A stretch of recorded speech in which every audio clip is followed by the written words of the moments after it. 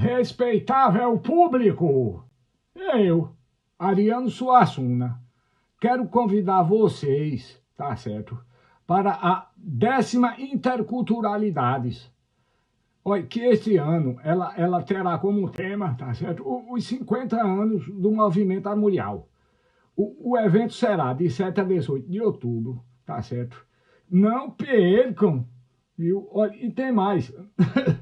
O Brasil, ele precisa muito olhar para dentro, tá certo? Para a cultura, para a arte do seu povo. Olha, e vai ter teatro, tá certo? Dança, cinema, exposição. Tudo isso num grande picadeiro do circo armorial, tá certo?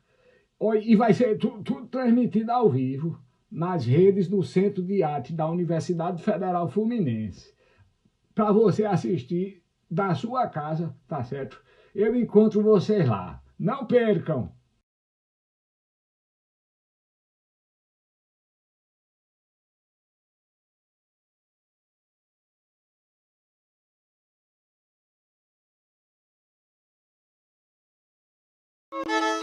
Então, pô, já começou.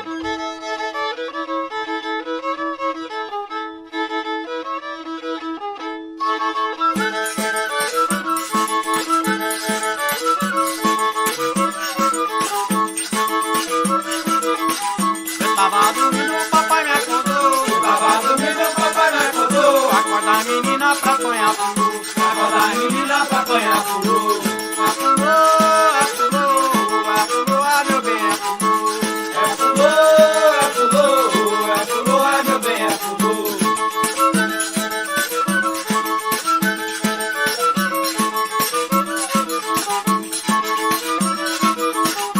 Senhor, meu mestre, também afurou. O Senhor, meu mestre, também afurou. Afurou, afurou, ah, meu bem, afurou.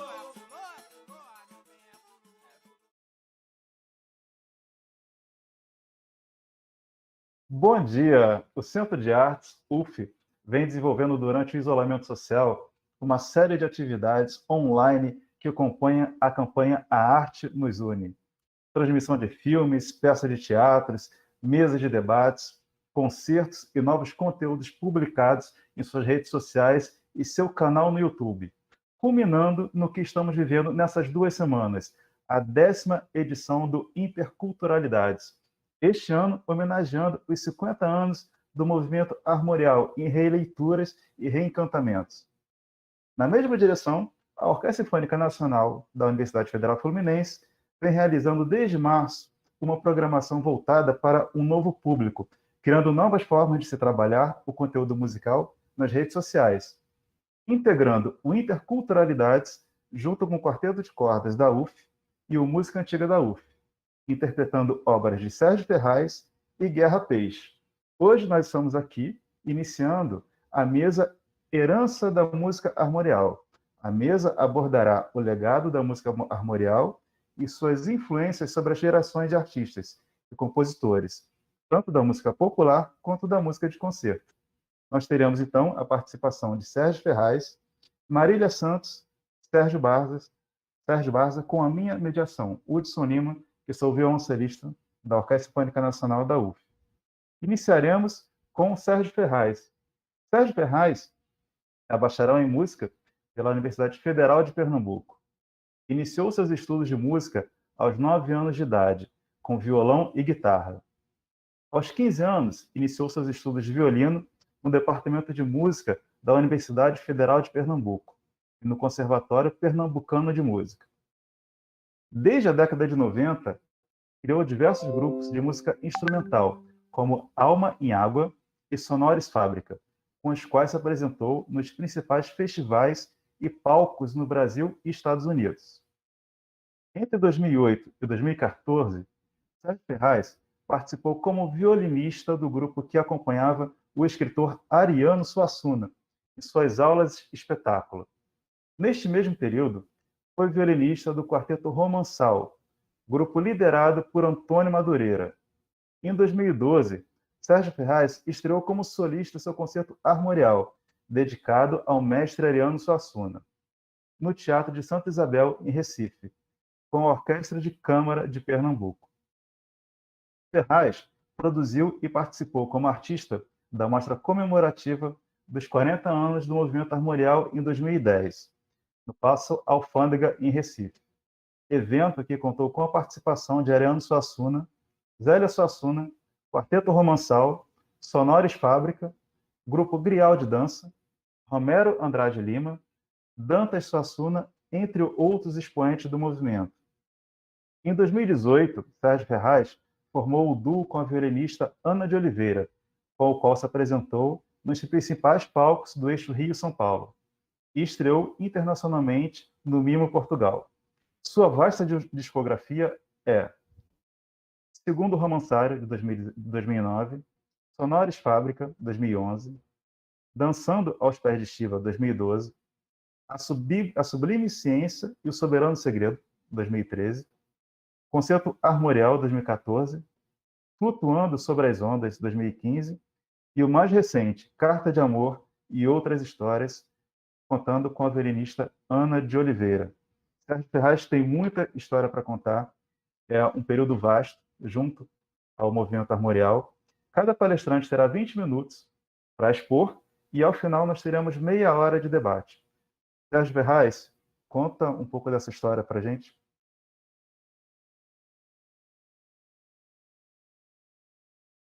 Bom, Hudson, prazer estar aqui com vocês nesse evento comemorativo 50 anos do Movimento Armorial. É um prazer estar aqui debatendo e encontrando, mesmo que virtualmente, você, o Sérgio Baza, a Marília. Bom, isso tudo tem uma importância incrível, né? Afinal de contas, são 50 anos. 50 anos é muita história de trabalho, né? Movimento Armorial. Então, o que eu tenho aqui para te falar é contar um pouco da minha história e da história da minha geração, né? Que nasceu lá nos anos 70, eu mesmo nasci em 1973, né? O Movimento Armorial foi fundado oficialmente em 1970, e eu lembro que eu sempre, desde pequeno, desde criança, eu nasci em Garanhuns, uma cidade do Agreste, de Pernambuco, e vivi lá até meus 7 anos de idade, antes de ir para o Recife. E desde criança sempre já mostrava, desde muito cedo, a minha tendência à música. Eu gostava muito de ouvir tudo que tocava, aparecia no rádio, na televisão, desde Beatles, Elvis Presley, passando por Luiz Gonzaga, Jacques do Pandeiro. E eu lembro que, curiosamente, o meu primeiro contato com a música armorial aconteceu por ocasião de uma apresentação da Orquestra Armorial que um amigo do meu pai foi assistir lá em Garanhuns. Eles tinham acabado de lançar o CD Gavião. Então, isso devia ser entre 76 ou 77. E esse amigo do meu pai deu de presente a ele o disco Gavião, né? Então, o papai chegou lá em casa com esse disco e eu logo gostei muito da capa, me chamou a atenção a capa, e eu colocava lá na vitrola para ouvir. Achava aquela música muito estranha, até mesmo porque a música que abre o disco, que é Gavião, é uma música super dissonante, talvez a música mais experimental do repertório da Orquestra Armorial. E, enfim, esse foi curiosamente meu primeiro contato com a música armorial, ainda criança, né? Depois a gente se mudou para Recife, eu cheguei em Recife, eu tinha 8 anos de idade, então aí e comecei a estudar música, né? Então, meu grupo de amigos, todos ouviam rock, né? Todo mundo ouvia rock. Assim, acho que a minha geração toda foi muito influenciada inicialmente pelo rock dos anos 70, né? Grupos como Led Zeppelin, Deep Purple, Black Sabbath, essas coisas todas, e que acabou fazendo com que a gente tivesse vontade de tocar, de formar banda e de estudar música, né? Então, todo mundo, de alguma forma, acabou indo para o conservatório, que era a forma mais segura de aprender música, com seus sonhos, de formar suas bandas e tal.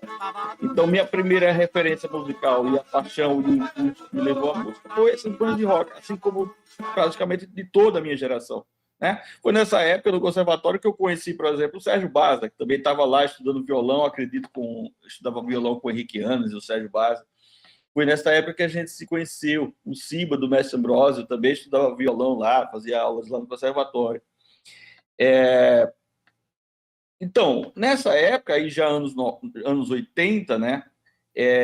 Toda referência musical que a gente tinha, pelo menos que eu tinha, que meu ciclo de amigos tinha, era da música de fora, da música estrangeira. Ou era dessas bandas de rock, né, inicialmente, ou à medida que a gente ia se aprofundando na música, ia aprimorando nosso gosto musical também, íamos escutando música erudita e jazz, né? Então eu passei a ouvir muito jazz e muita música erudita, né? E foi por esse gosto pela música erudita também e pelo jazz que eu decidi estudar violino também, né? Estudando violino lá no conservatório, o querido professor Hugo Tagliavini, que era espala da Orquestra Sinfônica do Recife, um grande violinista que formou toda uma geração lá de violinistas em Pernambuco. Logo mais ele formou uma orquestra, que o Sérgio estava falando em off aí para gente, que era uma orquestra com os alunos dele, né? Chamava-se Colégio Músico, né? E a gente tudo novinho ali, o Sérgio dando também os primeiros passos nas regências, regeu depois vários concertos da orquestra. E o repertório dessa orquestra era basicamente, a gente tocava música barroca, tocava Bach, tocava Handel, tocava Mozart e tocava música armorial, né? Então foi pela primeira vez que eu ouvi falar no nome música armorial. Foi tocando. Lembro que a gente tocou Mourão de Guerra Peixe diversas vezes. Lembro da gente tocar também músicas do Clóvis Pereira. Enfim, e foi ali que eu tive meu primeiro contato com a música armorial, foi tocando. É curioso também observar que, uma vez o Ariano conversando comigo, até na ocasião dos 10 anos do movimento armorial, ele falava assim que o movimento armorial ele iniciou em 1970 e ele concluiu, finalizou, deu por encerrado em 1980. Curiosamente, também em 1980 é a data que o Quinteto Armorial se dissolve, né? E muitos dos músicos do quinteto, como Nóbrega, Antônio Nóbrega e Antônio José Madureira, vão morar em São Paulo, sair do Recife e tal. Durante os anos 80, Recife meio que tem um hiato musical muito grande. Hoje em dia eu vejo assim, passou a fazer muita falta a presença ativa de Ariano Suassuna como movimento armorial e de grupos em Recife. Recife ficou com um hiato musical. A única pessoa conhecida em Recife como músico era o Alceu Valença, né, que tinha uma repercussão nacional, o nome dele, mas que em nada interessava a mim nem a minha geração de músicos. Então, os anos 80, a minha geração estava lá, eu tocando na orquestra Colégio Músico do Conservatório, fazendo meus primeiros grupos experimentais de música instrumental, né? Juntamente com outras figuras como o Siba, do Mestre Ambrósio, entre outras figuras desse meio, e formando os primeiros grupos e tal. E foi nas nossas idas aos sebos do Recife. Recife é uma cidade ótima para se comprar vinil, no centro da cidade, que a gente descobriu os discos do Quinteto Armorial, os discos da Orquestra Armorial, e redescobriu esse som, esse trabalho. Nossas referências, como eu tinha dito, era muito mais dos músicos de fora, dos músicos estrangeiros. Nossas referências nacionais, pelo menos as minhas, mais ainda, era da música do Egberto Gismonti, do Hermeto Pascoal, mas a gente queria muito, eu também queria muito saber o que é que tinha já acontecido lá em Recife, o que é que Recife já tinha produzido de música que me interessaria, né? E aí, nessas idas aos sebos e tocando na orquestra, descubro que existia um tal de música armorial, de movimento armorial. É particularmente, assim, para mim, impactante ter ouvido o primeiro disco da Orquestra Armorial. Aquilo ali foi algo encantador, absolutamente arrebatador para mim, assim também como o segundo disco do Quinteto Armorial, o Aralume. É algo fenomenal. Até hoje, até em conversas com o Antônio Madureira, ele também concorda comigo que é o melhor disco do quinteto, é o segundo, que se chama Aralume. Então, aquela sonoridade rústica que o quinteto conseguiu com as rabecas, os pífanos, as violas, e ao mesmo tempo usando também instrumentos tradicionais, como o violino, o violão e tal, criou uma sonoridade absolutamente nova. Assim também como a Orquestra Armorial, no seu esmero técnico, né, ao mesmo tempo conseguia também tirar dos instrumentos de corda uma nova sonoridade, que não era uma sonoridade muito tradicional de orquestras de câmara.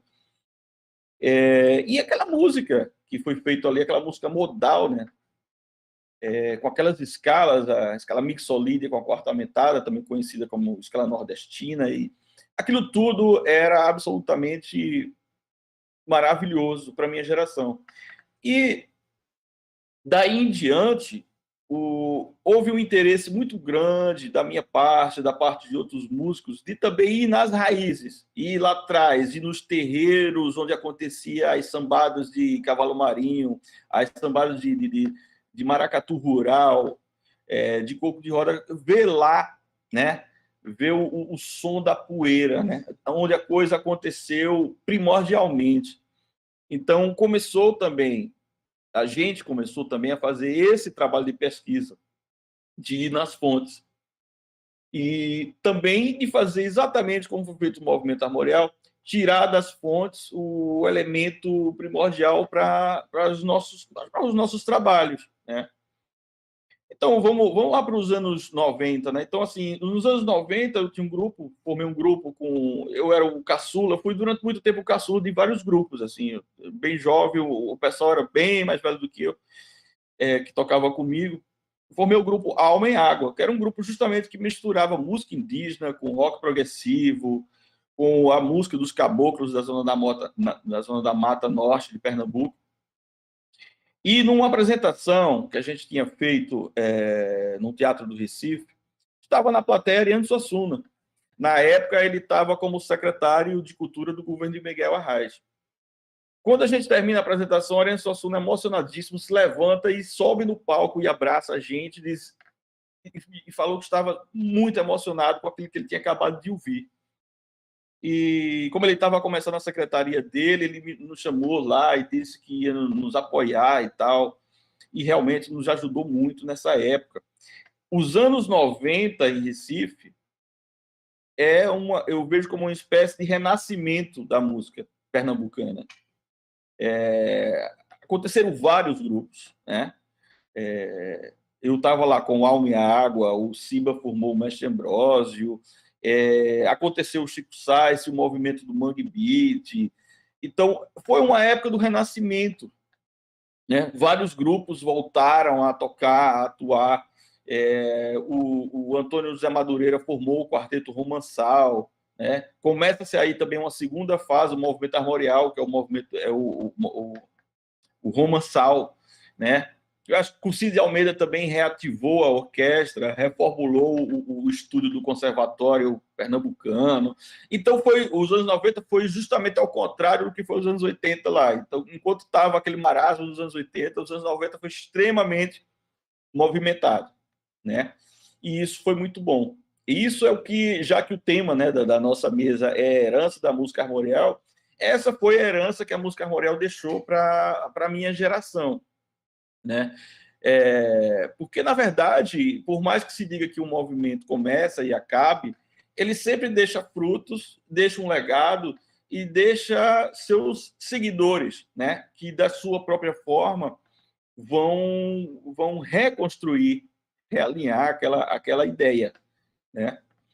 E aí, mais na frente, pulando aí mais uma década, né? No ano 2000, eu me reencontro com Antônio José Madureira e com Ariano Suassuna, mais uma vez ele como secretário de Cultura, dessa vez do governo de Eduardo Campos, me convidando para participar das aulas de espetáculos e do grupo que Madureira estava formando para acompanhar essas aulas de espetáculos, né? Nós percorremos praticamente quase que todas, não todas, a grande maioria das cidades do estado de Pernambuco e várias do Brasil, vamos até o Rio Grande do Sul, e foi muito rico para mim, né? Aí, olhando lá para trás, quando eu escutava o LP Aralume, nos anos 80, eu jamais ia imaginar que um dia eu ia estar tocando com o Antônio José Madureira, o líder, né, e principal compositor do Quinteto Armorial. E foi muito rico, né, essa época junto a Ariano e junto a Madureira, com uma experiência extremamente rica para mim, de ouvir tanta coisa direto da fonte, né, direto do Ariano, do José Madureira também.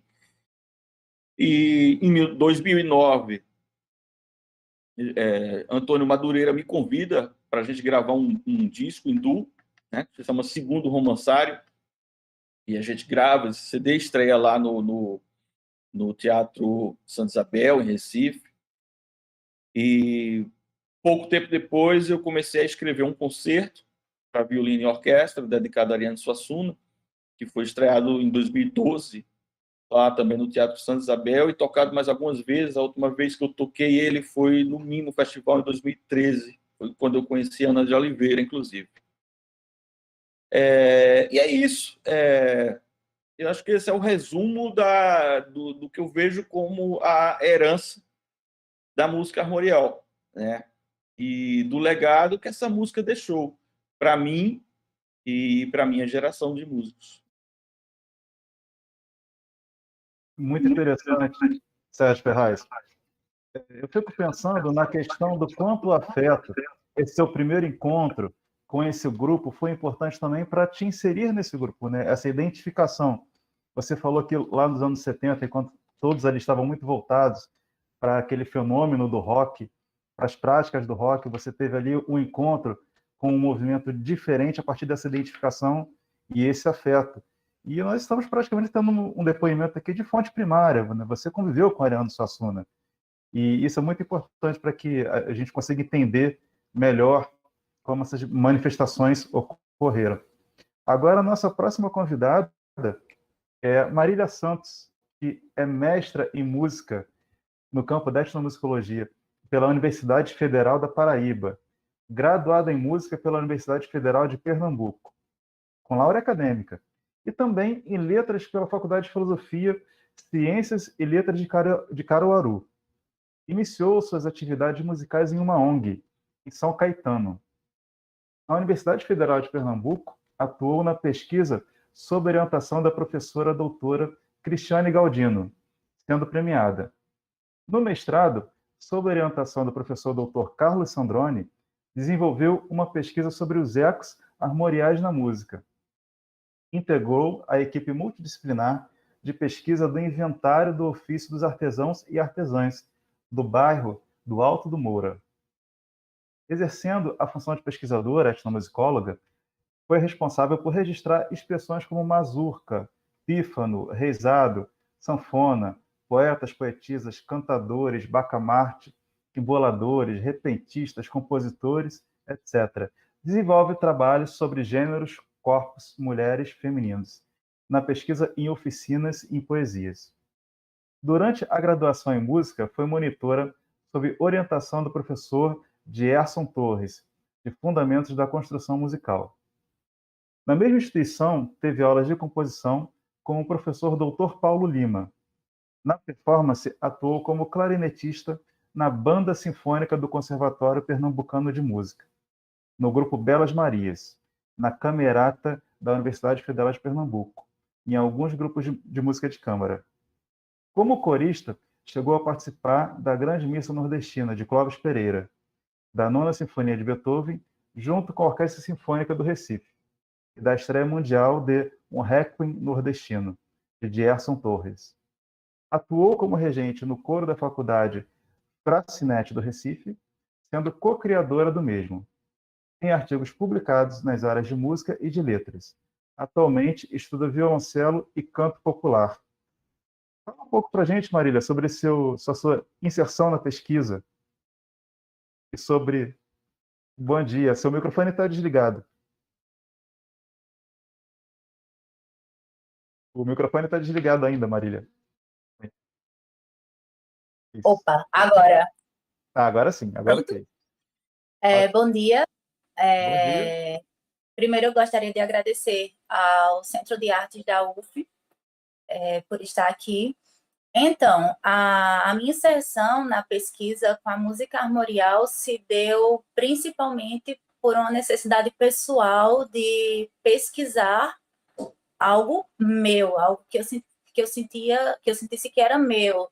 Como eu morei a vida quase toda no agreste de Pernambuco, esta sonoridade que a gente escuta como armorial / nordestina é uma coisa que me faz sentir como minha. Agora eu vou falar um pouco da minha pesquisa em si, mas antes eu vou fazer uma pequena introdução sobre o movimento armorial. Eu imagino que muita gente já falou sobre isso durante o evento, mas para as pessoas que ainda não viram, para poder entender os ecos, essa herança armorial. O movimento armorial foi um movimento lançado, né, por um grupo de pesquisadores e artistas do Nordeste do Brasil, liderado e idealizado pelo escritor Ariano Suassuna, que tinha como objetivo criar uma arte autenticamente brasileira e erudita. Embora atualmente a gente evite usar o termo erudito, porque a gente acredita que ele não é o termo correto para a gente usar como oposição ao popular, mas na época foi assim definido pelo movimento. E para isso, Ariano, né, acreditava que só seria possível se a matéria-prima dessa arte fosse buscada no interior da região Nordeste, porque lá havia requisitos de um barroco ibérico e as coisas seriam mais autênticas, sem tanta influência do cosmopolitismo. Então, ele conheceu Jarbas Maciel, né? Foi, segundo o relato do Clóvis Pereira, foi o primeiro músico envolvido com o movimento armorial que o Ariano conheceu e convidou ele para fazer essa parte da música. E aí o Jarbas sugeriu a Ariano que ele convidasse o Clóvis, que tinha sido aluno do Guerra Peixe nos anos 50, e o Cussi de Almeida. E assim, Ariano fez uma reunião com os 3 músicos e definiram as diretrizes. A partir daí, com as pesquisas, Ariano levava rabiqueiros, ternos de pífano para a UFPE, para que os músicos pudessem pesquisar mesmo, entender essa sonoridade para construir essa música armorial. E então, daí surgiu a Orquestra Armorial, né, com liderança de Cussi de Almeida. E aí, mais à frente, no ano seguinte, em 1971, depois que o Ariano conheceu o Antônio Madureira, surgiu o Quinteto, que foi o grupo que alcançou o ideal de música armorial de Ariano Suassuna. E principalmente nos anos 90, como o Sérgio colocou, é que começam a aparecer o que eu chamo de ecos. Como o Sérgio mesmo disse, o movimento ele foi dividido por alguns pensadores, né, sobre o movimento armorial em fases. E elas variam de acordo de pesquisador para pesquisador. Mas uma coisa que coincide é que a terceira fase sempre vem até os dias atuais. Pensando de uma maneira diferente, para a minha pesquisa, não pensei no movimento como fase, mas como um grande período de 10 anos, que é de 1970 a 1980, do lançamento ao final do quinteto armorial. E o que vem depois de tudo isso eu chamo de ecos. E aí a gente tem em Pernambuco, tem vários lugares, mas assim, em Pernambuco especificamente, que foi o meu trabalho, nós temos vários grupos e artistas que dialogam com essa linguagem armorial de pegar a cultura popular e transformar numa música para concerto. E como principais exemplos, eu tomei o próprio Sérgio Ferraz, que aí eu já não preciso falar mais detalhadamente, porque ele já deu conta disso, o trabalho dos artistas que fizeram parte do movimento, para ver como é que eles estão retrabalhando isso, como é que eles estão fazendo ainda algo armorial, que foi o Clóvis Pereira e o Antônio Nóbrega e o Antônio Madureira. O Antúlio, que também esteve muito envolvido, o Antúlio Madureira, que é irmão do Antônio, mas que, como ele mesmo disse, ele nunca ficou apegado à cartilha armorial, aquilo que Ariano prezava de não usar instrumento elétrico, enfim. Então, ele tem uma influência, ele diz que até hoje, sim, tem influência do armorial, mas que nunca esteve apegado a isso. E aí também tem os grupos em Pernambuco que eu gostaria de dar destaque, que são o Quadro, que é do professor Nelson Almeida, do qual o Egildo Vieira também fez parte, tocando e compondo. Egildo Vieira foi um dos flautistas e compositores do Quinteto Armorial. Ele esteve presente no primeiro e no segundo LP, depois ele foi substituído pelo Fernando Pitacilgo.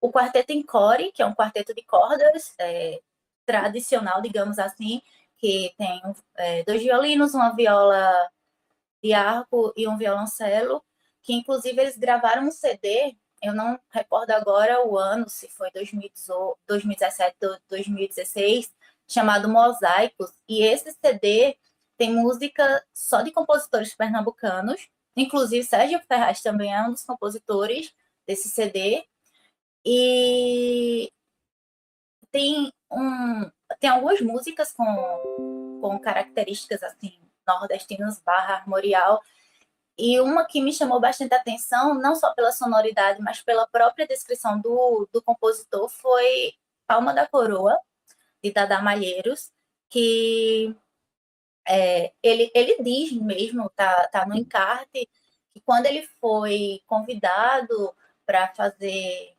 parte desse trabalho, ele sentiu muita responsabilidade para escrever uma música armorial para esse grupo. Ele chama de música armorial, e ela tem características que a gente encontra, pelo menos nas partituras, não somente da música armorial, mas eu vejo isso como algo forte na música armorial, não só da sonoridade, não só da textura em si, do cuidado em trazer as referências da música do povo, mas ela tem a própria escrita de palavras, ao invés de usar, por exemplo,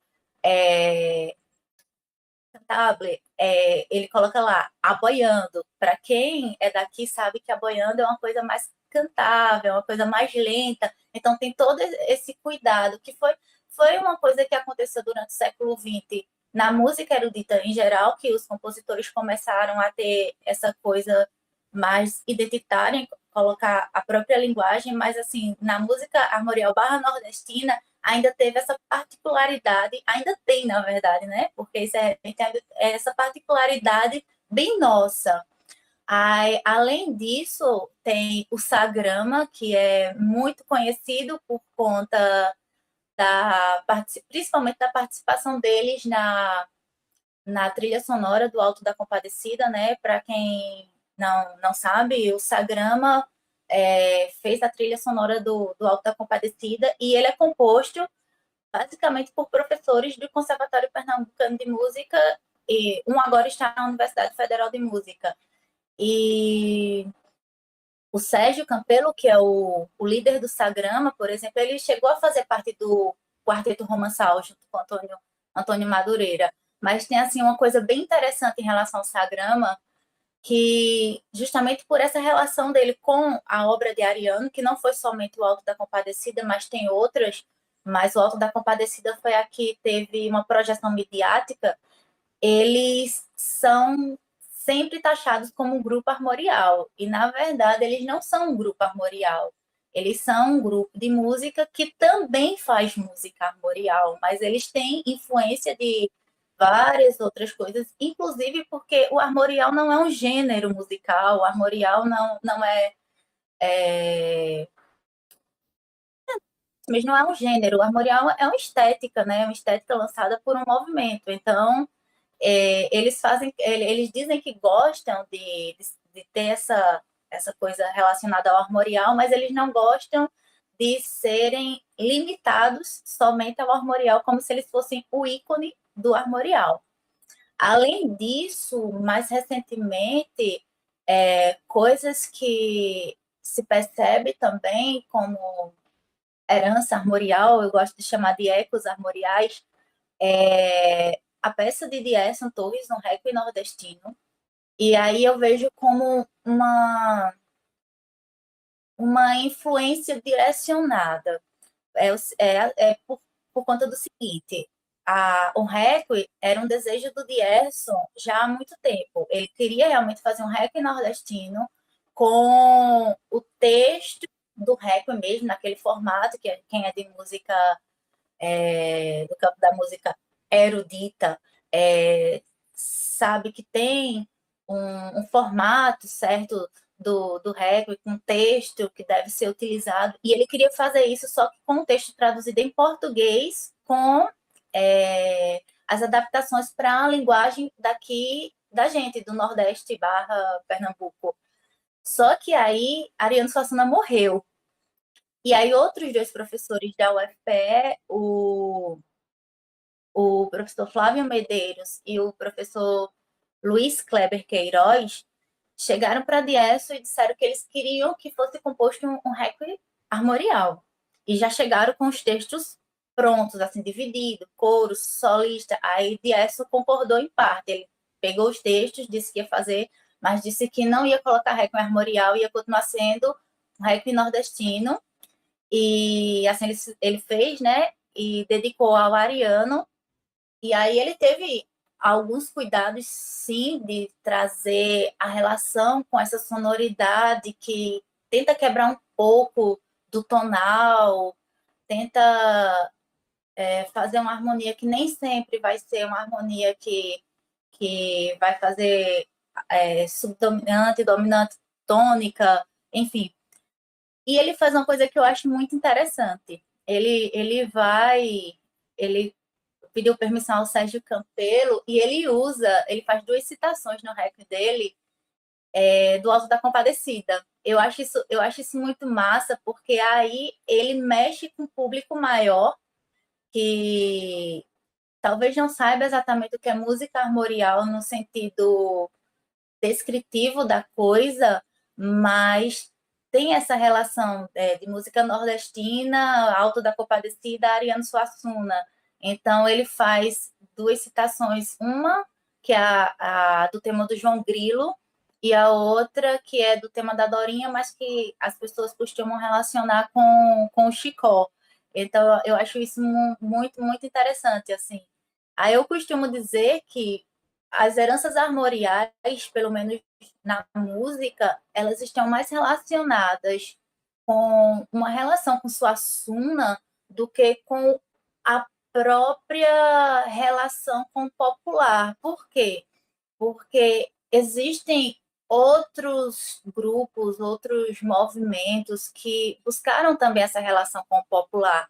Claro que existem as diferenças. No Recife teve o Mangue Beat, eles estão mais relacionados com a música popular, enquanto o armorial está relacionado com a música de concerto. Mas uma coisa que é inegável é que o armorial está sempre relacionado com Suassuna, não tem para onde correr, sabe? Então é isso, eu acho que atualmente definir a herança armorial, em certa medida, chega a ser complexo, porque você não sabe se a herança é realmente do armorial ou se é uma herança de um outro movimento, enfim, essa coisa da utilização dos folguedos como matéria-prima, eu vejo como algo muito comum em Pernambuco. Então, eu não sei dizer se foi só influência do armorial, até porque o Nordeste ele já vinha sendo construído enquanto região epistemológica não só epistemológica, mas artística, geográfica, política, desde o início do século XX, desde a década de 20 mais especificamente, e aí muitos outros grupos, ou melhor, muitas outras influências apareceram. Então, os próprios ecos do armorial se misturam com outros ecos. É isso. Eu acho que chegamos nos 20 minutos. Ou tem mais tempo? Sobrou Cadê um o povo? tempinho. Sobrou Oi, Marília. muito Sobrou um tempo. tempinho. Você tem Eu fiquei mais preocupada. em torno de 4 minutos. Em torno de 4 minutos. Perguntas. Se você quiser usar esse tempo ao final do debate, porque Sim. o próximo palestrante, nós teremos um tempo ao final também para o debate. Então, se vocês quiserem aproveitar, ou se você quiser acrescentar mais agora, também fique à vontade. Acho que é melhor no final, porque aí eu também vou ouvir o Sérgio Baza, e aí eu acho que fica melhor. Ótimo, Marília. Interessante esse aspecto que você toca, que você não sabe mais até que ponto essa herança é do próprio movimento armorial ou essa herança são das tradições populares, no qual foi inspiração para o movimento armorial, né? Então, eu há ali lembrei de um essa detalhe. circularidade cultural, você não sabe mais. Diga. Posso usar meus últimos minutos rapidinho.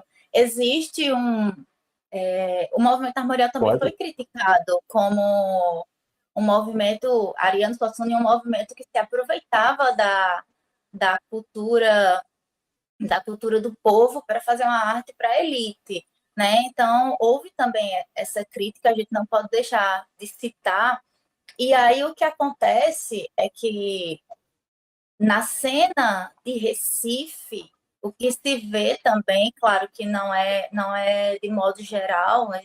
Nunca pode generalizar, é que tem uma galera meio que é mangue beat e outra que é armorial, claro, que tem a galera que é os dois, mas assim, existe às vezes um confronto, sabe? Uma vez eu já cheguei a ser, digamos assim, um pouco destratada por uma pessoa só porque eu falei que estudava música armorial. O cara olhou para mim assim e fez assim: ah, nossa, o Ariano Suassuna era um babaca, enfim.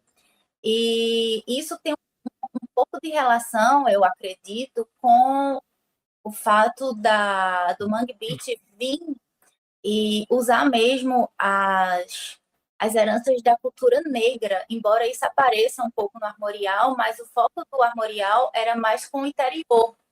E o interior não tem essa herança negra tão forte que o Recife tem. Só que o armorial trabalhava com a herança do interior, mas no Recife. Então, assim, tem um pouco desse confronto, assim, na cena, eu não diria na cena musical, mas a partir da música na cena recifense de um modo geral, sabe?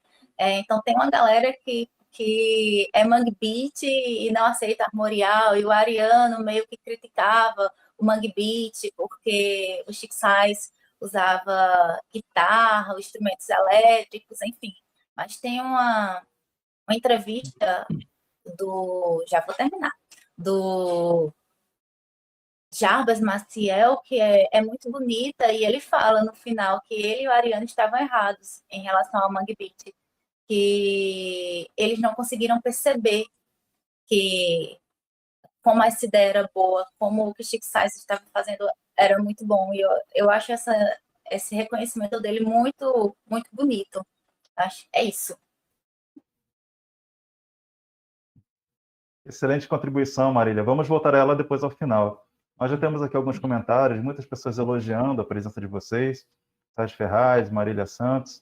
Temos o Luiz Santos. Que emocionante essa reação do eterno Ariano. A Falba Bernadette. Movimento importante para a música pernambucana.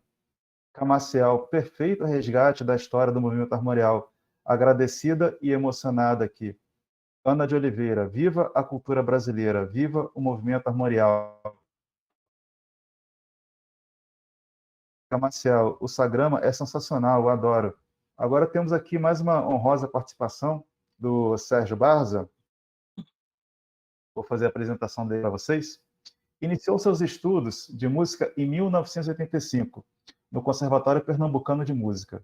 Estudou composição com Manuel Nascimento, além de ter sido aluno de Severino Roveredo e de Erson Torres. Graduou-se em música licenciatura pela Universidade Federal de Pernambuco, no ano de 93, tendo estudado a regência com os mestres Osman Gioia e Marcelo Sena. Prosseguiu seus estudos com o mestre Henrique Gregori. Desde 94, é professor do Conservatório Pernambucano de Música, ministrando as cadeiras de análise musical, harmonia, prática interpretativa, história da música e história da música popular internacional. Foi regente de diversos grupos ligados ao Conservatório Pernambucano de Música, como a Orquestra Sinfônica de Alunos do CPM, a antiga Orquestra de Câmara de Pernambuco, a Orquestra de Violões do CPM e o Colégio Musicum. Regeu diversas vezes como convidado a Orquestra Sinfônica do Recife e o Grupo de Percussão do Nordeste. Atualmente é o regente da Orquestra de Rock do CPM. Seja bem-vindo, Sérgio. Obrigado, Hudson. Obrigado pelo convite e um abraço mesmo distante a Sérgio e a Marília. Sérgio que eu conheço há um bocado de tempo, muito tempo. E é bem legal a gente estar falando da música armorial, mas eu queria colocar umas impressões bem pessoais em relação a isso. Primeiro porque música armorial, para mim, embora você tenha uma amplitude imensa em termos de intérpretes, em termos de compositores, em termos de gravações, inclusive, música armorial para mim é a música da orquestra armorial. É a música que começa. E um outro ponto que eu acho que é bem legal é que existe uma certa lembrança, uma certa ideia, um certo conceito que fala sempre ligando a música armorial, a arte armorial inteira, a Ariano Suassuna, mas na realidade, como já diria um pesquisador que uma vez fez um artigo, quando ele estava falando sobre as pessoas que começavam a pensar, ele cita especificamente um compositor chamado Edgar Varese, onde ele chegava, Edgar Varese dizia que tudo o que ele tinha feito partia dele mesmo. E aí o cara faz uma ironia no artigo, ele diz assim, nem mesmo Varese era órfão. Então existe existe um mundo de coisas que tornaram possível que naquele momento, 69 especificamente, a arte armorial nascesse oficialmente. Embora você tenha os concertos que lançam o movimento armorial no ano de 1970, você tem antecedentes imensos, tipo, você tem o Congresso Regionalista, que foi elaborado por Gilberto Freire, você tem várias ideias de utilização da música brasileira para fazer uma música de concerto. E isso é muito legal da gente pensar, porque você tem dois pontos capitais que vão influenciar no movimento armorial, que são Vila Lobos e Guerra Peixe. Guerra Peixe porque ele, quando muda a estética dele para ser uma estética mais regional, e ele vem para o Recife para ser arranjador da Rádio Jornal do Comércio, era a maior emissora de rádio fora a Rádio Nacional na época, e que trouxe um mundo de músicos que inclusive tocaram depois na Armorial. E ele começou a juntar um grupo de alunos para fazer uma estética de música brasileira, inclusive a experimentar o método de composição dele. Entre eles estava Jarber Maciel, estava Clóvis Pereira, como também estava Capiba, que, embora seja muito ligado a frevo e à música popular, Capiba tem obras significativas dentro da discografia da Armorial, inclusive a missa nordestina que ele faz, que é uma missa dos anos 70, mas que acaba só sendo gravada em 94, pela Orquestra Armorial, na segunda versão dela.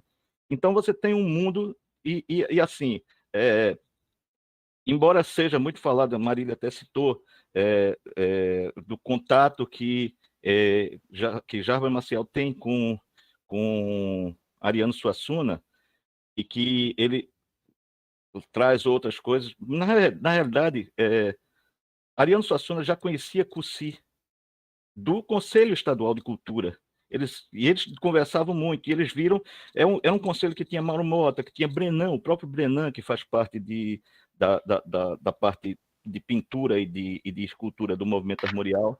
Então eles começam a pensar nesse negócio já nesse intervalo entre 67, mais ou menos, que é quando se assume o conservatório, e 69, quando é formada a Orquestra Armorial. A Orquestra Armorial ainda não tem esse nome. Cossy viu nos seus estudos da Europa que grandes grupos como a Camerata de Paul Sacher, na Suíça, e o I-Music, que tocava um grande amigo dele, colega de classe, Salvatore Accardo, e ele resolve fazer uma orquestra de nível internacional no Brasil, e ele resolve fazer essa orquestra. É quando já existia, paralelo a isso, os estudos do que viria a ser o movimento armorial. E aí eu cito uma coisa que muito pouca gente lembra, é que existiu um quinteto armorial, existiu um primeiro quinteto armorial, que não era um grupo de apresentações, mas era um grupo de experimentação. Era um grupo que juntou alguns músicos para ver como é que ficava aquela sonoridade, dos quais faziam parte o próprio Cossy, Jarvis Maciel era viola, Henrique Anis, que acaba sendo violista e violonista da Orquestra Armorial, como viola e violão, José Tavares, que se torna flautista da Armorial. Eu não me lembro quem era o segundo flautista, mas havia uma percussão também. Então eles fazem isso aí para experimentar a maneira como aquela música iria soar. E aí há aquele grande ponto de que Ariano Suassuna chega e diz assim, olha, eu quero que isso aí, volto a dizer, eles tinham uma ideia semelhante de como a música, como a arte nordestina deveria ser também uma arte nacional. E ela estava muito mal representada na época. E aí eles começam a pensar nisso aí e dizem assim, vamos fazer esse negócio. E Ariano Suassuna chega para Cossy e diz assim, olha, eu vejo nesse grupo aí a principal carro-chefe para a gente divulgar isso no Brasil inteiro. As aulas espetáculo que Sérgio citou e que seriam feitas nos anos 80, nada mais são do que uma reedição do que ele fazia com a própria Armorial nas viagens por São Paulo, por Rio de Janeiro, por Minas Gerais, e aí eles começam a fazer a coisa.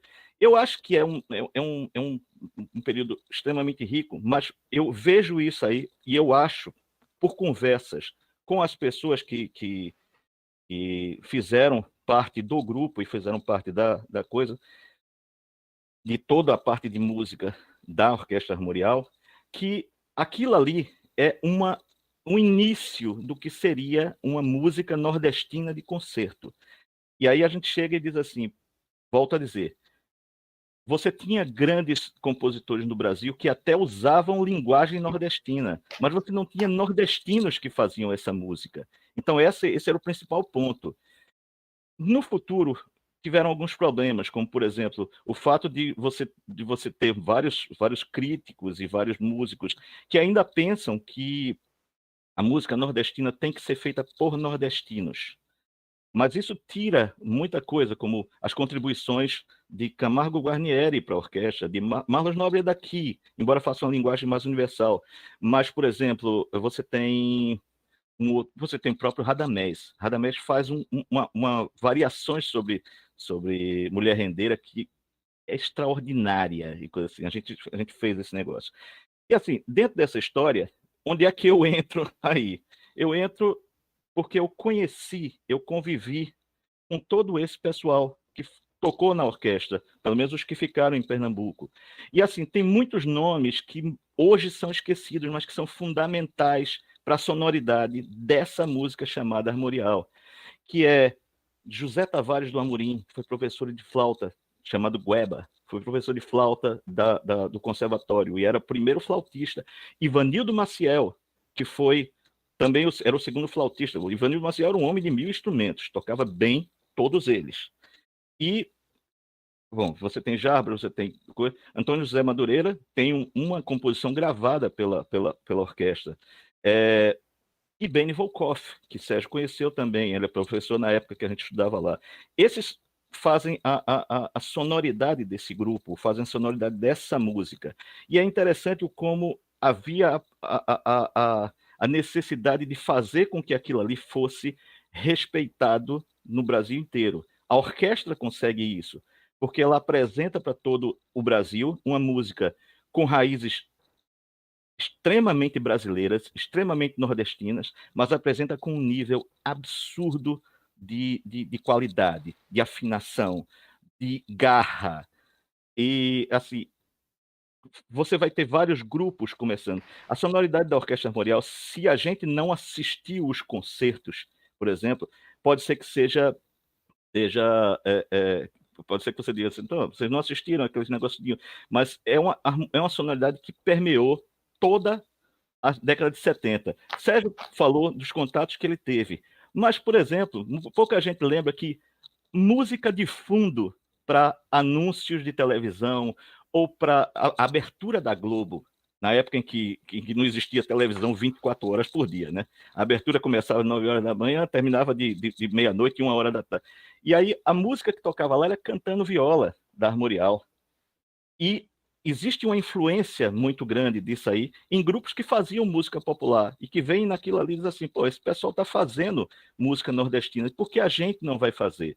Aí a gente tem o Quinteto Violado, a gente tem a Banda de Pau e Corda, que é um grupo extraordinário, ainda existe, mas que é subestimado dentro desse cenário. Sérgio fala de um marasmo que existe nos anos 80, mas a gente tem que lembrar que um dos grupos que primeiro levou à frente a estética do movimento armorial foi a Orquestra de Cordas Dedilhadas, que tinha o próprio Henrique Anes, que tinha feito parte. Hermínio Belo de Carvalho chamava eles de imusiti armoriais. Então, é um cenário extremamente interessante, que ainda existe nos anos 80. Um grupo que deixou 2 discos apenas, mas que serviu de ponte entre o pessoal da Armorial e a geração dos anos 90 que viria. O movimento armorial, como música, é falho? Porque ele não chega a um ponto onde os artistas queriam, os compositores queriam. Ele não chega ao ponto de fazer uma música totalmente de concerto. Marília citou, por exemplo, o fato da música ser necessariamente uma música do Agreste e do Sertão. Ela falha também nisso, porque, por exemplo, eles até por uma birra ou por qualquer coisa dos compositores da época, dos compositores não, mas dos estetas da época, ele não aproveita, por exemplo, o frevo, coisa que o Sagrama vai aproveitar lá na frente. Não utiliza tanto o maracatu, embora o Sagrama vá utilizar e outros grupos vão utilizar no futuro. É interessante como nessa discografia, nesses concertos que você tinha na época, você tem algumas coisas que hoje são um pouco deixadas de lado, tipo o Cavalo Marinho. O Cavalo Marinho é parte do tipo de composição que era usado, né? E a gente fez algumas coisas dessas nos anos 90, quando a gente fez a antiga orquestra de câmara no conservatório, e a gente teve a felicidade de ver como esses compositores trabalhavam. Eu estreiei pelo menos 2 obras que eu considero brilhantes. Uma delas é O Príncipe Alumioso, que é uma obra de Cláudio Pereira, e a outra é a versão final da Pedra do Reino, que é de Jarbas Maciel. Essa é uma obra, você vai encontrar os 3 movimentos dela separados na discografia, inclusive o largo para flauta e cordas, que é o movimento central, que Jarbas transforma no movimento central. Mas ali está a ideia da música armorial de concerto, ou seja, a música nordestina de concerto. É uma organicidade que ele faz, é uma maneira extraordinária que ele tem de juntar aquilo ali. Ele faz, inclusive, algumas modificações. Ele joga o que era feito para uma flauta em dó para uma flauta em sol no segundo movimento, faz a ligação entre os movimentos e faz para mim o que eu digo. A obra A Pedra do Reino, de Jarbas Maciel, é uma obra muito mais bem feita do que o próprio livro de Ariano Suassuna, A Pedra do Reino. E aí eu acho que, bom, tem várias dessas coisas que é um mundo de histórias que a gente tem, um mundo de contatos que a gente tem, e O tempo é muito pequeno. Bom, vamos ver se dá para falar alguma coisa nessa conversa que a gente vai ter a três já, mas tem um mundo de coisas que poderia ser ainda abordado, né? Eu passo a palavra de novo a Hudson. Muito obrigado, Sérgio Barza. Grandes contribuições. Tem um comentário aqui do Francisco Andrade. Ele diz: belo encontro, importante para a reflexão da música brasileira. Parabéns ao Centro de Artes da UF. O disco Sete Flechas do Quinteto Armorial abre com frevo. O Francisco Andrade estará em nossa mesa amanhã às 11 horas. Nós temos agora um tempo para as perguntas. Quem quiser fazer perguntas também no chat, fique à vontade. Quem gostaria de enviar perguntas, nós leremos aqui. De antemão, eu já tenho uma pergunta, porque eu fico pensando, vocês três, de algum modo, conviveram com o movimento, com os precursores do movimento. Nós temos 50 anos que esse movimento foi iniciado. Muitos pesquisadores, eles ficam debruçados logo depois que não tem mais referências, ou que essas fontes primárias elas se vão, deixa de existir o contato, elas ficam se debruçando, né? O que foi o movimento, como ele surgiu, como eu consigo conceituar esse movimento. É claro que nós estamos falando aqui de conceitos que são múltiplos, quando a gente fala da música armorial. Eu queria saber de vocês, assim, uma pergunta que eu dirijo aos três. Como vocês definiriam o movimento armorial? Com uma frase.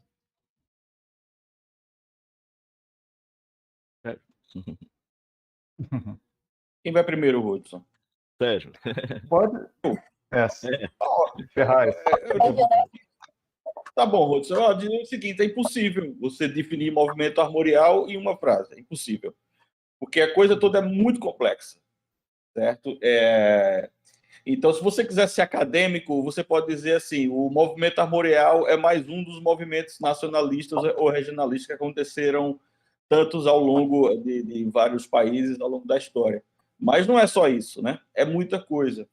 Eu queria, não sei se agora é a hora, mas assim, eu fiz algumas anotações aqui sobre a fala, tanto da fala da Marília, como da fala do Sérgio Barza, que eu queria fazer uns comentáriozinhos. Não sei se eu posso fazer isso agora, ou posso fazer depois. O que é que você acha? Sim, pode fazer. Isso. Uhum. Eu vou começar, então, de trás para frente. O disco, o LP, o último LP do Quinteto Armorial, Sete Flechas, de 1980, ele é todo dedicado ao frevo e ao caboclinho, que caboclinho também é uma música do litoral, né? É um disco cheio de frevo, muito bonito, por sinal. Uma outra coisa que eu queria falar aqui, que eu anotei da fala da Marília, que o confronto armorial versus Mangue Beat, ele surgiu pelo seguinte: quando o Ariano Suassuna estava como secretário de Cultura do Miguel Arraes, que foi a época também que apareceu o movimento Mangue Beat, o Ariano fez uma fala polêmica, que foi o seguinte, que ele dizia que gostava muito do que o Chico Sainz estava fazendo, mas que achava muito melhor se eles trocassem as guitarras da banda por rabecas. Então, a imprensa pernambucana pegou isso, principalmente aqueles que não gostavam do Ariano, e tentaram fazer disso uma grande briga, uma grande guerra entre Mangue Beat e Mangue Beat e Armorial, que, na verdade, nunca existiu essa briga entre, por exemplo, o Chico Sainz e o Ariano. Muito pelo contrário, os dois gostavam muito, tinham muito carinho um pelo outro.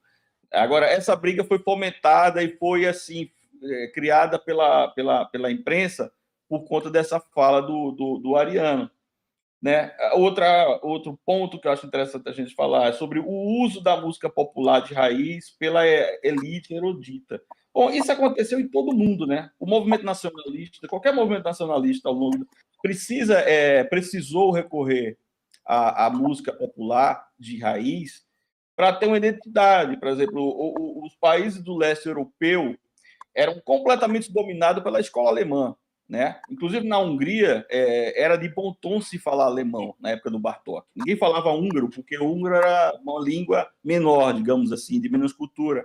O Bartók, quando foi professor do conservatório, ele foi o primeiro professor a dar aula em húngaro, né? E ele sentiu essa necessidade de ir lá nas fontes primárias da música para ter uma música húngara, porque a música era alemã, a escola era toda alemã, né? O Tchaikovsky é russo, mas o Tchaikovsky escreve como alemão, pô. Ele não escreve como russo, né? Então, isso aqui no Brasil passa a ser ainda muito mais grave, porque a gente, ao longo de toda a história da gente, a gente tentou dar um jeito de se livrar da Europa e de ter algo que seja realmente nosso, né? Brasileiro. E isso passa, você pega lá Carlos Gomes, né? Carlos Gomes fez muito sucesso na Europa, principalmente na Itália, porque a música de Carlos Gomes é completamente italiana, né? Só tem Brasil em Carlos Gomes nos textos, né? Nos textos das óperas dele, o Guarani, Lotiavo, por aí vai. Mas a música é completamente italiana, né? Depois de Carlos Gomes, vieram vários compositores que tentavam colocar elementos nacionais nas suas sinfonias, nas suas peças orquestrais, mas de forma ainda muito filtrada, né? A gente só começa a ver realmente algo de brasileiro, em vários sentidos da palavra, na música de concerto, com Villa-Lobos, né? E eu acho que a geração pós-Semana da Arte Moderna de 22, eu acho que principalmente o Guerra Peixe, aí sim a gente tem uma música incrivelmente brasileira. Um outro ponto que eu queria falar também, assim, é que eu vi algumas vezes a Marília falar armorial barra nordestina, mas, assim, na concepção do Ariano, ele nunca usava o termo muito, assim, como se a música armorial fosse do Nordeste. Ele sempre falava que ele queria isso como uma música nacional de todo o Brasil. E via como também via Mário de Andrade, como também via o Guerra Peixe, que o Nordeste tinha essa ponte primordial, mas que na cabeça deles, e principalmente do Ariano, essa música não era para ser uma música do Nordeste, mas sim de todo o Brasil. Bom, esses eram os pontos que eu queria falar. Por isso, Hudson, aí de novo respondendo a sua pergunta, não dá para responder o que é música mundial em uma frase. Eu queria só dizer que eu tentei achar aqui o nome do poeta, mas eu não achei. E minha memória está ficando meio velha, porque eu estou uma pessoa velha. Mas eu me lembro que tem uma frase que é usada que é por um poeta paraibano. Ele define a música armorial, ou a arte armorial, como a arte que volta para o povo melhor do que veio. Tipo, mas assim, eu queria também pensar nesse negócio, porque quando isso pode trazer vieses de pensamento que não seriam o que eu quero dizer, por isso que eu queria esclarecer.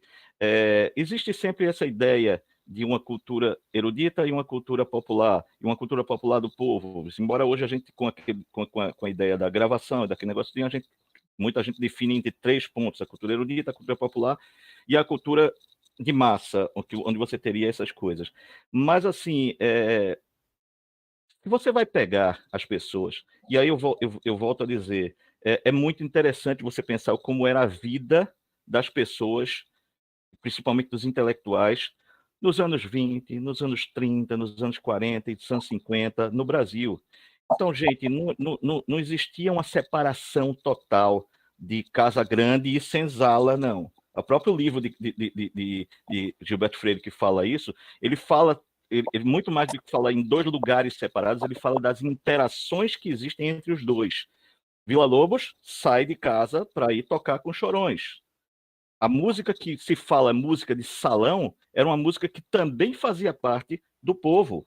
As pessoas, músico não era todo ele de elite, músico vinha do povo. Então, na verdade, na hora de falar, de colocar a maneira como aquela música era feita, ele voltava à sua própria história. Não é um negócio que a gente vá separar de uma maneira tão grande. E assim, é lógico e evidente que, por exemplo, um Cláudio Pereira, que sai lá do interior de Caruaru, Zé Tavares, que também vem do interior, Java Maciel, e vários outros que moravam, ninguém morava em bairros nobres, até porque os bairros nobres que existiam eram muito misturados até hoje aqui no Recife. Então, na verdade, eles tinham contato com músicos e eles tocavam com esses músicos e eles sabiam a música que era feita. Então, eles chegavam e diziam assim, olha, essa história que eu estou contando aqui é minha história também. Eu não estou me apropriando disso, ela é minha história também. Java Maciel sempre dizia isso. Cussi mesmo. Cussi chega e diz assim, olha, o Cussi de Almeida, concertista que vem da Europa, teve uma formação excelente e coisa assim, era o Cussi de Almeida que, antes de ir para a Europa, tocava em orquestra de baile, e aí a gente fala de orquestra de baile, orquestra que tocava em carnaval, ou tocava em casamento, ou tocava em coisa assim, tocava nas coisas, ou tocava no Recife Antigo, para vocês que não conhecem, até os anos 70, o Recife Antigo era a zona boêmia da cidade. Era a zona do meretriz da cidade. Era aquele cara que saía com o violino debaixo do braço para ir tocar lá, para ganhar dinheiro. Então, esse contato que eles tinham com esse negócio é uma coisa que não deve ser nunca subestimado, porque é a história deles que eles estão tocando. Eles não entram como compositores de uma escola, aquelas coisas tudinho, até porque vários deles começaram a aprender, alguns com Guerra Peixe, outros e fazer esse tipo de arte que era uma representação deles também. Marília, você quer acrescentar alguma coisa? Quero sim. Embora eu tenha esquecido de muita coisa já. De Sérgio, só o finalzinho, que ele fala lá de Ariano, né? Que Ariano queria que essa música fosse uma música brasileira, e ele realmente fala. Tanto que a ideia do movimento é essa: construir uma arte autenticamente brasileira.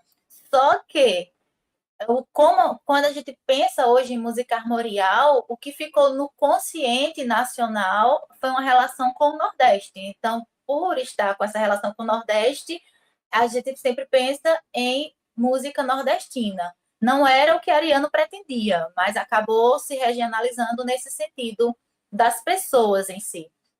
Sobre Sérgio, eu tenho uma pergunta. No início da fala dele, ele falou para ele que ele ia colocar uma posição muito pessoal, e ele disse assim: a música armorial para mim é a orquestra armorial. Então a pergunta então quer dizer que para você o quinteto não é armorial? Mas só antes de responder, deixa eu só fazer outro comentário, senão eu vou esquecer. Sobre a frase que você citou, eu vou discordar dela. Eu entendi o que você quis dizer, mas eu vou discordar dela no sentido de que a gente não pega a música do povo e torna ela melhor. A gente pega a música do povo, o armorial, né? Que eu não sou compositora. O armorial pega a música do povo e faz uma outra arte, que é diferente e é maravilhosa. E o que os folguedos, as brincadeiras fazem são maravilhosos também. Então, eu acho que é bom a gente sempre separar, porque o que acontece muitas vezes é que as pessoas dizem que o movimento armorial valorizou as artes populares, mas ele não valorizou em si, porque também não era o objetivo dele. Ele criou uma arte nova, maravilhosa. E a arte do povo está lá valorizada, deve ser valorizada também. Então, assim, eu discordo bastante dessa frase, porque o armorial não tornou nada melhor, o armorial só criou algo maravilhoso também. Mais uma coisa maravilhosa para a gente apreciar, sabe? Para a gente apreciar, para a gente fazer. Então, é isso. Agora, me responda aquela pergunta sobre a orquestra, que eu não sei, eu fiquei em dúvida se você quis dizer que só para você, se só a orquestra armorial é música armorial. Primeira coisa que eu digo é que, por exemplo, em relação à frase, eu citei que a frase não é minha, a frase é de um poeta da época, certo? Entendi. E a segunda coisa é que eu digo assim, olha, para mim, a música da orquestra, a música armorial é a música da orquestra, porque é ela que define para mim tudo o que era e o que seria o ideal estético musical da coisa. É lógico que você tem outros grupos que começam, mas, por exemplo, eu me pergunto se haveria um quinteto armorial não houvesse o cisma entre Cussi e Ariano em 74. É o cisma que define os caminhos do que era o quinteto armorial no fundo. Não estou dizendo que eles não façam, eles fazem esse tipo de música, sim. Mas, por exemplo, para mim o ideal é aquele, o ideal sonoro é aquele. É esse o ponto. Não é uma questão de chegar e dizer que aquilo ali, ou as coisas que são feitas nos anos 80, ou a própria Dedilhadas, ou o próprio coisa que não faça uma música nordestina. né? Mas é o que eu digo assim, havia uma tentativa de chegar e dizer assim, olha, temos os primeiros resultados dessa música, vamos aumentar esse tipo de dificuldade, esse tipo de música que é feita aqui. É quando Cussi começa a ir além dos compositores que ele tinha na casa, e ele começa a encomendar obras para outros autores. Ele encomenda o concertino para violino e cordas, violino e orquestra de câmara, de Guerra Peixe. Ele encomenda o desafio, aquela peça Desafio de Marlos Nobre, ela é feita para viola e cordas, e ela é feita para armorial. Como, se vocês devem conhecer, um concerto de, como é o nome dele? De Camargo Guarnieri, que é o concerto para cordas e percussão, é uma obra feita para a orquestra armorial. Eu perguntei a Cussi, e ele disse assim, Cussi, por que vocês não gravaram essas obras? E aí ele disse, porque eu não tinha... A orquestra armorial mudava muito de integrantes. Ele disse, eu não tinha uma formação... Na hora em que apareceu a ideia, o momento para fazer um disco, eu não tinha uma formação que tocasse tão bem aquele repertório. Então, eu não pude fazer essa gravação. Aliás, só lembrando o seguinte, Sérgio, existe um outro grupo que nunca é citado na herança armorial, que é um grupo que Cussi faz, o Orange, que Cussi faz já nos anos 2000, mais ou menos. Mas eu queria só citar um negócio que tem nesse disco daqui. Nesse disco aqui traz para mim, foi a primeira vez que eu ouvi esse concertino para violino e orquestra de câmara de Guerra Peixe. Eu sei que Guerra Peixe grava isso, mas eu acho que grava para Rádio MEC já nos anos 80, e essa gravação é do final dos anos 70. E aí ele diz assim, o concertino para violino e orquestra de câmara de 72 foi composto para a Orquestra Armorial de Câmara para atender à solicitação de Cussi de Almeida, tendo em vista superar o primarismo em que permanece a música que os pernambucanos chamam de armorial. Música culturalmente regionalista que expressa a manifestação nativa de sons e ritmos e que vale como um símbolo, ou melhor, como um brasão sonoro da região.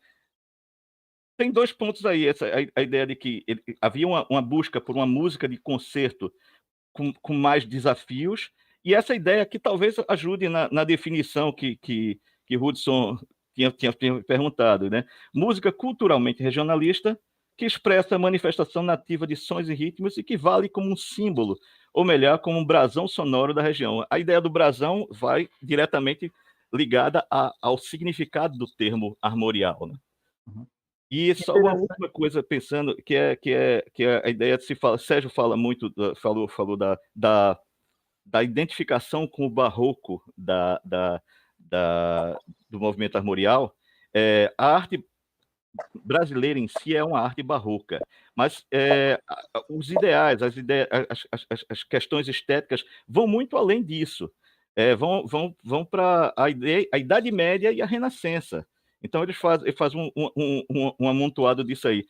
Lembrando que, por exemplo, parte das coisas, por exemplo, no Reino da Pedra Verde, que é uma peça de Cláudio Pereira, como a própria Pedra do Reino, são ideias, são coisas que são tiradas do sebastianismo. Uma coisa que é influência imensa para Ariano Suassuna. Interessante, Sérgio. Eu fico pensando o quanto foi difícil também no início desse movimento para que se houvesse uma transmissão sobre o que eram essas práticas, para que aqueles que exerciam a interpretação, a composição, pudessem dar continuidade a esse movimento, né? Então, por isso que é importante essa pergunta para a gente pensar o quão difícil é você conseguir colocar uma definição para o que é uma multiplicidade de sentidos e de práticas. Isso ocorre muito em vários movimentos musicais. Nós temos uma pergunta aqui, que agora está partindo do nosso público.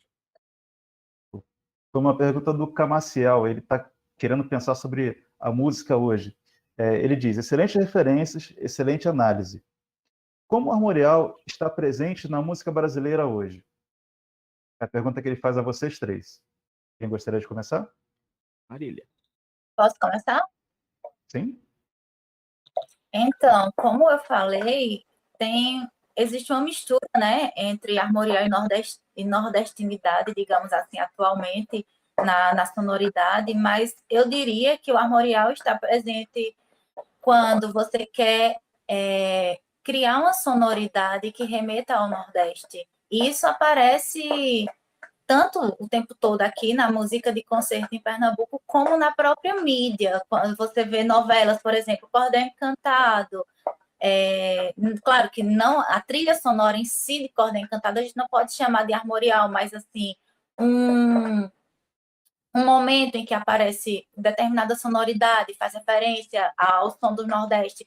Uma novela que teve uma trilha sonora, pelo menos parte dela, que remetia muito a isso, foi o Velho Chico. Eu acredito que até esqueci o nome, que o sobrenome dele é Holanda, fez parte da trilha. Esqueci o nome do cara agora.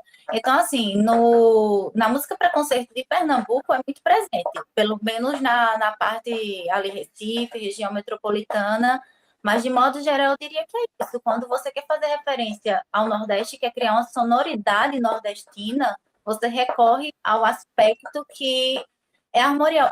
E quando alguém vai te explicar, às vezes você passa por isso, eu estou escrevendo uma música, eu estou fazendo um grupo que tem uma sonoridade assim, mas assim como nordestina, tipo armorial. Então, assim, embora você não veja muitas vezes, não com tanta frequência, as pessoas querendo se dizer armoriais em Pernambuco, eu acho que isso tem um pouco a ver com essa discussão do que é armorial, já que isso nasceu em Pernambuco, então as pessoas ficam meio, talvez até receosas em relação a isso, mas quando elas precisam definir certo tipo de música, é comum você ouvir dizer assim, isso é música armorial. Isso é um detalhezinho que tu falou, Hudson, que vocês tiveram contato com o pessoal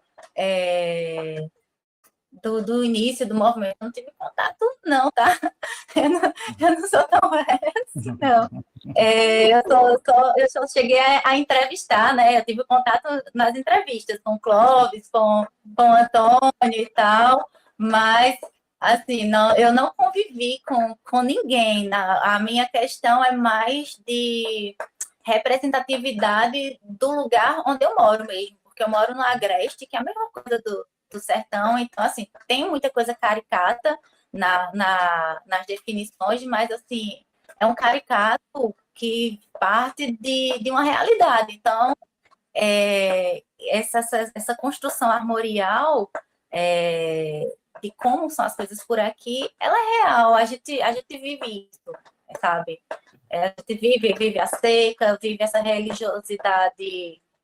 Quer dizer, eu particularmente não vivo, mas assim é muito forte essa religiosidade cristã, católica que Ariano traz, assim, então é mais nesse sentido, mas eu não convivi. Eu tive o prazer de conhecer muita gente bacana, como o Clóvis, né?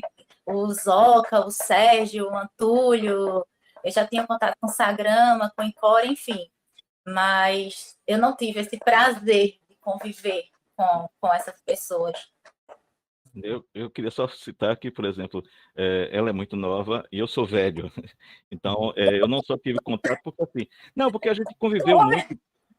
Não, a gente conviveu muito com o pessoal no conservatório, porque quando a Orquestra Armorial terminou, vários deles ficaram ainda como professores. Hugo Tagliavini, que foi professor de Sérgio, ele é italiano, vai para a Argentina com 8 anos de idade, faz a carreira dele todinha lá, e ele vem para cá a convite de Cussi para tocar na Armorial. E aí, o mais legal é você fazer essa música, como eu fiz, com as pessoas que tocaram ela originalmente, tocando sob sua regência. Foi o caso de Marisa, por exemplo. Marisa é o solo de violoncelo do aboio que Cussi faz. E assim, você tá junto, aquele negócio de você dizer assim, se você fosse um pouco mais fraco, você choraria com esse negócio, porque você está com aquele pessoal. Consegui ainda contato com o principal percussionista que a Armorial teve, Zé Xavier, Zezinho, para você ver como era. Esses músicos tinham um conceito alto. Quando se reformou a Armorial nos anos 90, ele chamou alguns dos músicos que ele tinha tocado, outros músicos eram da Paraíba. E aí ele chegou lá e estava lá sentado tudinho, aí estava Nelson que é um violoncelista chileno que tocava no Quinteto da Paraíba, que, aliás, o Quinteto da Paraíba também fez um disco chamado de Piazzolla ao Armorial, e coisa assim, onde metade do disco é de peças armoriais. Então, quando ele chega lá, aí tá o pessoal lá sentado, aí Marisa chega, vai sentar lá atrás, aí ele diz assim, não, Marisa aqui como primeiro violoncelo da coisa. E para você ver o que era a dificuldade da música, o Mourão é interessante, porque você existe como duas versões, a versão original, que é de Rabeca e viola, uma versão que o próprio Guerra Peixe faz num disco dos anos 50, chamado Festa de Ritmos, que já tem quase tudo o que a versão final vai ter. Clóvis Pereira faz um extraordinário trabalho, inclusive incluindo contracantos que não existiam no original, mas se você tem um solo original de violino, que Cussi fazia aquilo ali de olhos fechados. O Spala, nessa ocasião, nos anos 90, era Moisés Mandel, finado Moisés Mandel. Moisés Mandel começa a tocar, aquele negocinho vai tocando, aí ele chega e diz, não é assim, não é assim, não é assim. Aí tem uma hora que ele se irrita e diz assim, Cussi, faça outra coisa, eu vou levar esse negócio, vou estudar, e amanhã eu trago pronto. Tal era a dificuldade que você tinha desse negócio. E uma última coisa, falando, pegando esse gancho que Marília falou sobre a questão de religiosidade, uma outra coisa que acaba não sendo muito presente na vida da Armorial, mas existem duas peças que são o projeto de uma missa nordestina que Cussi faria. Então ele tem no primeiro disco Kyrie, e eu acho que no quarto disco, o Glória. Então, ele tem essas duas peças que foram feitas. Depois, você já tinha... o próprio Clóvis faz a missa nordestina dele. Ele não grava com a Armorial, ele grava com a Orquestra de Câmara da Paraíba, que estava começando. Carlos Veiga, tá? É o preparador. Carlos Veiga é interessante, porque ele é o ensaiador do coro no Glória desse segundo disco, do volume 4. E a missa que sempre tinha sido inédita, mas era famosa e coisa assim, que era a missa de Capiba, que nos anos 90 eles conseguem gravar. Então você tem essa ligação, esse rito de passagem em relação à composição, que é você compor música sacra, e essa ideia de uma representatividade que está lá por que não vai estar lá na Pedra do Reino, porque o sebastianismo é impregnado de religiosidade, mas vai estar em outras peças, como, por exemplo, o próprio Alto da Compadecida, né? Sérgio, está sendo um prazer essa mesa, contribuições muito ricas, as pessoas estão fazendo vários comentários, mas nós vamos ter que encerrar daqui a pouco, então só gostaria de lembrar as pessoas que às 13 horas nós teremos um vídeo, o Quarteto Mosaico, Festa na Aldeia, primeiro movimento, do Sérgio Ferraz, com o Quarteto de Cordas da UF. Daqui a pouco será a estreia. Vocês gostariam de fazer algumas considerações finais para o encerramento dessa mesa? Eu voto que Sérgio? Vamos pela... Ele falou Sérgio, pouco. Marília. Como o Barça e a Marília falaram mais agora, né? Tem muita coisa ainda para ser dita, né, Hudson? Esse debate sobre música armorial é muito rico, né? Eu até falava isso nas reuniões com a Ana de Oliveira e com o Gelman, que teria que ter tido mais meses, porque é muito rico o debate, tem muito assunto a ser debatido aí dentro, né? Mas eu vou mais ou menos começar a falar o que eu já tinha falado antes, assim, que o movimento, na verdade, da música armorial, qualquer tipo de movimento, seja ele o movimento da bossa nova, da tropicália, da música armorial, movimentos nunca acabam, porque, na verdade, eles sempre deixam frutos. E sempre vai haver seguidores que vai ver aquela música de uma ou outra forma, né? Se você pega, por exemplo, o meu concerto para violino, o concerto armorial número 1 para violino e orquestra, e meu quarteto de cordas, é peça armorial? Agora, se você comparar com uma peça armorial lá do início dos anos 70, da orquestra armorial, é completamente diferente, porque já tem as minhas influências ali também, né?